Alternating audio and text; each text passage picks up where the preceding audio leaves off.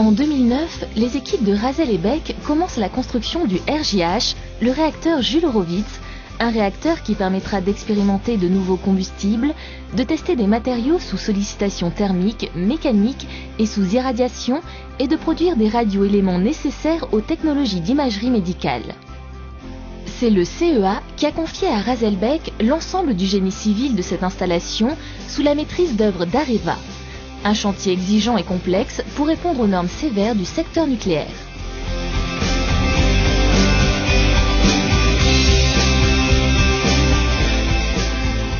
Le chantier est placé sous le contrôle de l'autorité de sûreté nucléaire. C'est la garantie pour la population que le niveau de qualité permettra l'exploitation de cette installation sans dispersion de matières radioactives.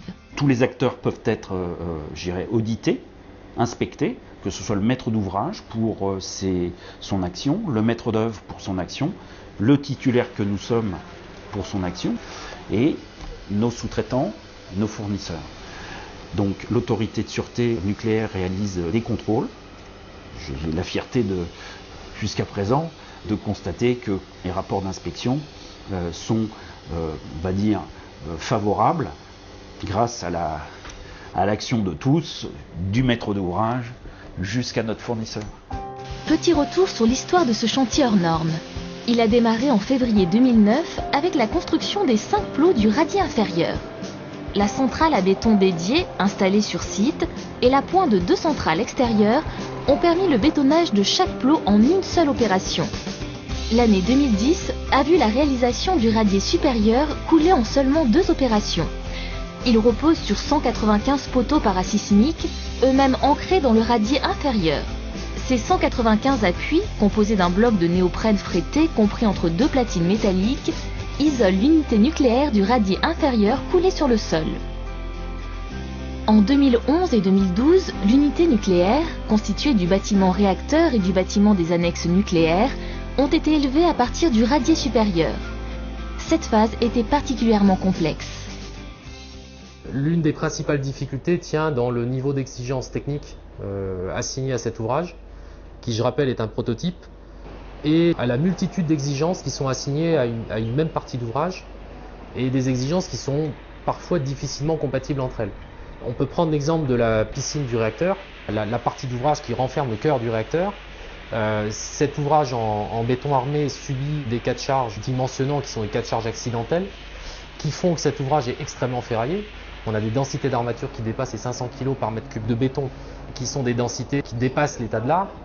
Et qui plus est, cet ouvrage doit assurer des fonctions de radioprotection, et donc à ce titre-là, elle doit être réalisée en béton lourd. Le mariage du béton lourd avec les structures fortement ferraillées n'est quand même pas un mariage très heureux, ce qui nous a amené à devoir développer une formule de béton lourd autoplaçant qui, à notre connaissance, constitue une première au minimum en France. Et dans cette piscine, une dernière exigence qui a été ajoutée par le maître d'œuvre en cours de construction, qui est une exigence sur le positionnement du parement de la piscine avec des tolérances restreintes. En termes de précision, on oublie le centimètre, on parle du millimètre.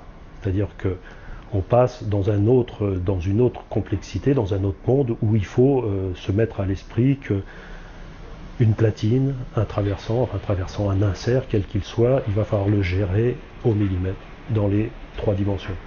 Il faut se mettre ça à l'esprit, donc c'est une contrainte forte, en sachant qu'il y a une multitude d'inserts et de platines sur ce chantier.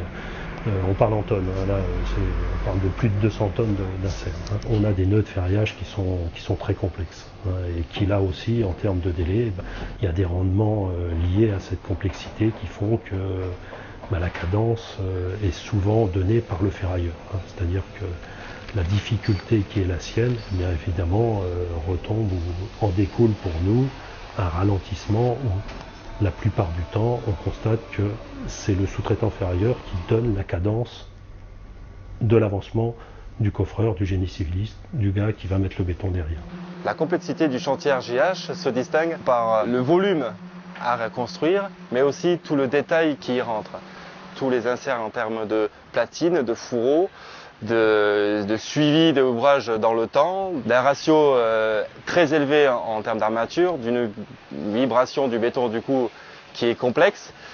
Des ouvrages géométriques ronds, carrés, de biais, de grande hauteur, qui associent différents types de matériel en termes de coffrage grimpant en type barrage, coffrage grimpant en standard, et puis aussi dans les structures internes, une gestion du matériel de banche en rotation qui n'est pas simple par rapport à la complexité géométrique des parties d'ouvrage.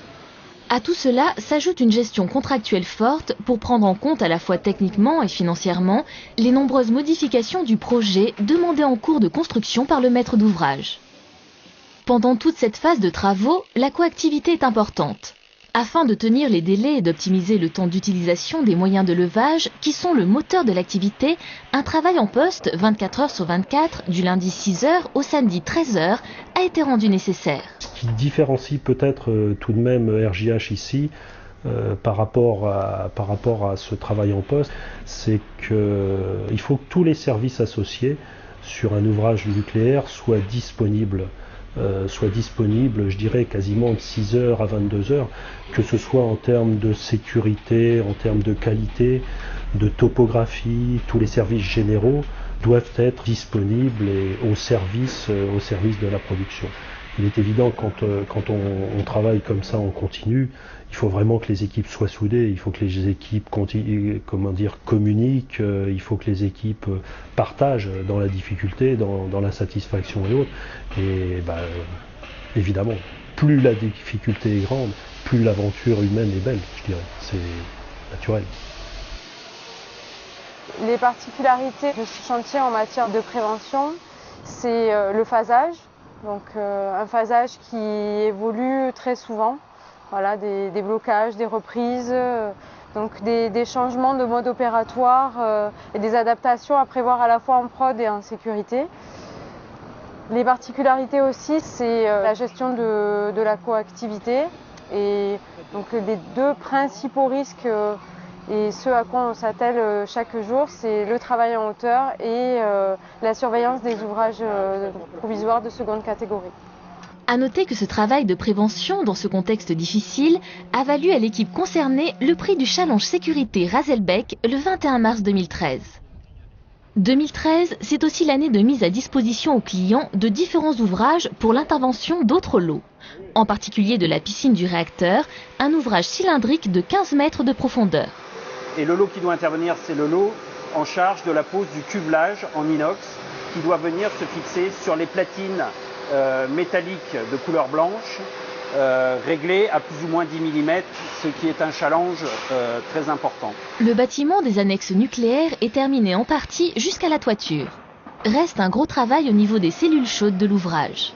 C'est cette partie d'ouvrage très interfacée avec le lot en charge de la livraison des modules de cellules chaudes qui proviennent de Tchéquie, lot très interfacé qui conditionne l'avancement de cette partie du bâtiment jusqu'à la toiture.